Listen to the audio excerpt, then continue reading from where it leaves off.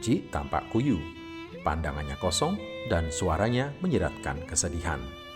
Sesekali, wanita paruh baya itu menyeka matanya yang sembab. Ia hanya bisa menatap kosong puing-puing rumahnya yang hanyut terbawa arus air Sungai Bedadung yang meluap pada hari Senin 15 Desember 2025 akibat hujan lebat sepanjang hari itu. Rumah yang telah didiaminya selama 25 tahun itu kini hanya tersisa fondasi. Lantainya hancur terbawa arus sungai, perabot rumahnya juga habis tak tersisa. Saat terjadinya luapan air sungai, ia memang berada di rumah bersama suaminya.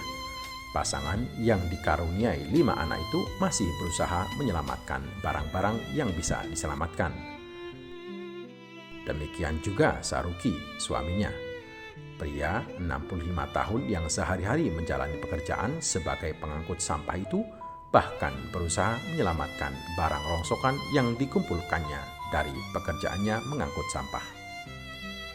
Gajinya tidak seberapa membuatnya berpikir keras untuk menyelamatkan barang rongsokan yang diharapkan dapat menghidupi keluarganya. Namun sayang, derasnya arus air sungai membuat mereka harus merelakan barang-barang di rumahnya ikut terbawa arus sungai.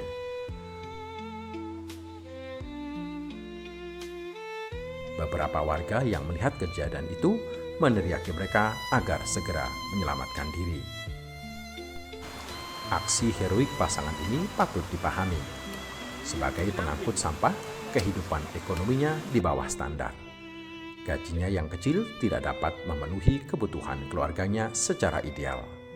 Karena itu, Saruki menambah penghasilan dengan mengumpulkan barang-barang bekas yang bisa dijualnya kembali. Dari situlah, tambahan penghasilannya dapat menopang kebutuhan harian keluarganya. Rumah yang dia tinggalinya juga bukan karena ia beli, namun lebih karena belas kasihan warga setempat. Ada sebidang tanah yang masih terhitung dalam kewenangan Dinas Pengairan ia tempati untuk membangun rumahnya. Walaupun terhitung kurang layak. Warga pun tidak keberatan dengan keberadaan rumah Saruki, karena pentingnya pekerjaan Saruki bagi warga sekitar dalam menopang kebersihan lingkungan. Saruki masih bisa bersyukur walaupun pekerjaannya saat ini bergaji jauh dari kata layak. Ia tidak terpikir untuk kembali ke daerah asalnya di Klungkung, Sukorambi, karena ia tidak tahu harus berbuat apa sebagai penghidupannya. Di lingkungan yang ia tinggali saat ini, ia relatif lebih baik dari segi ekonomi, meskipun pekerjaannya tidak terlalu menjanjikan.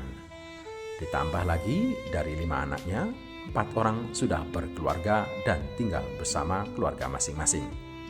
Tinggal 1 anak gadisnya yang masih tinggal bersamanya. Namun, ia sudah mandiri dengan pekerjaannya. Musibah hari Senin 15 Desember 2025 itu sungguh di luar dugaannya. Ia tidak menyangka jika air sungai akan meluap begitu tinggi hingga menghanyutkan rumah yang satu-satunya ia miliki.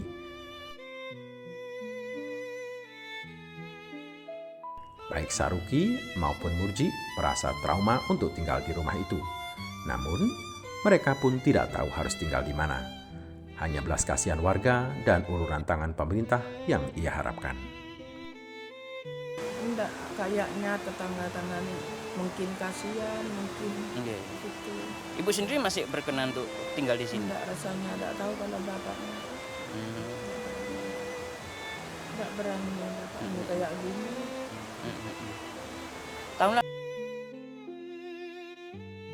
Untuk saat ini, mereka tinggal di rumah tetangga yang bermurah hati mau menampung mereka. Entah sampai kapan. Tidak ada barang milik mereka yang dapat diselamatkan, termasuk baju. Ratna, anak bungsu Saruki, dan Murjiah mengaku baju yang dikenakannya adalah pinjaman dari tetangga. Saya sempat sadar, siuman juga. Terus tak kuat-kuatin buat lihat rumah.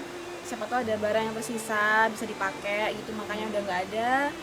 Dan itu ibu di situ pingsan. Kalau aja bahkan baju sehari-hari pun seragam pun hilang, cuman tinggal ini doang. Ini pun dari tetangga, tadi malam dipinjemin sama tetangga.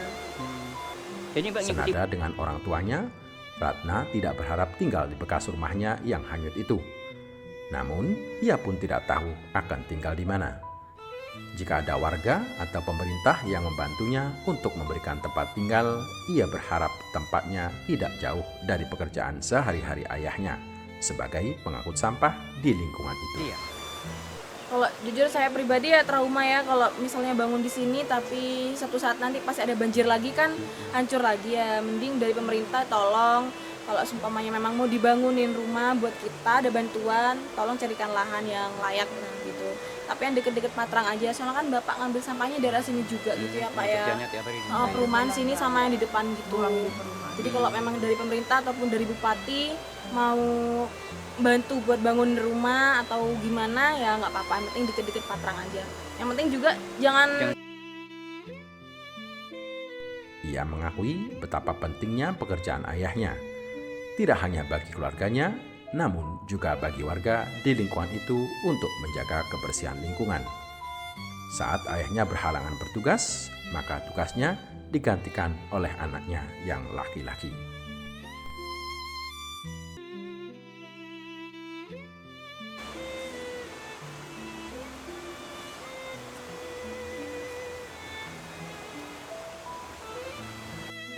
Musibah memang tidak kita harapkan. Namun saat ia datang, siapapun tanpa kecuali tidak mampu mengelaknya. Semoga Saruki sekeluarga tetap sabar dan tabah dalam musibah ini dan segera mendapatkan solusi. Dari Patrang, Jember, tim Pesona Raya TV melaporkan.